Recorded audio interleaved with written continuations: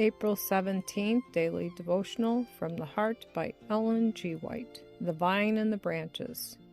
I am the true vine, and my Father the husbandman. John chapter 15, verse 1.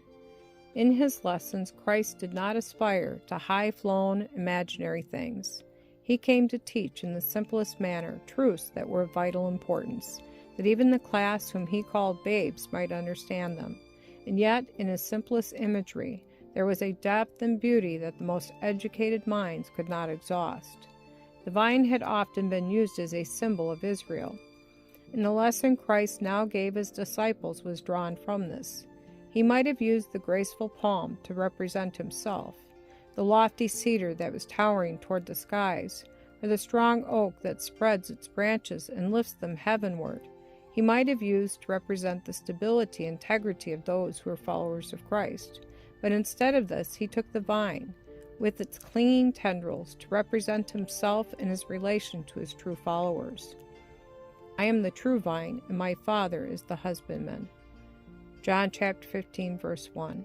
On the hills of Palestine, our heavenly Father planted a goodly vine, and he himself is the husbandman. It had no remarkable form that would at first sight give an impression of its value. It appeared to come up as a root out of dry ground, and attracted but little attention.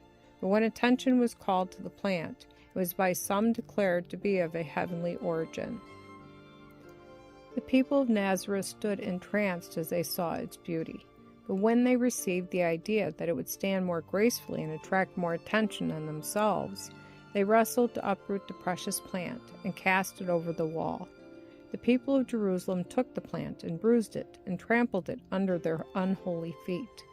Their thought was to destroy it forever, but the heavenly husbandman never lost sight of his plant. After the people thought that they had killed it, he took it and replanted it on the other side of the wall. He hid it from earthly view.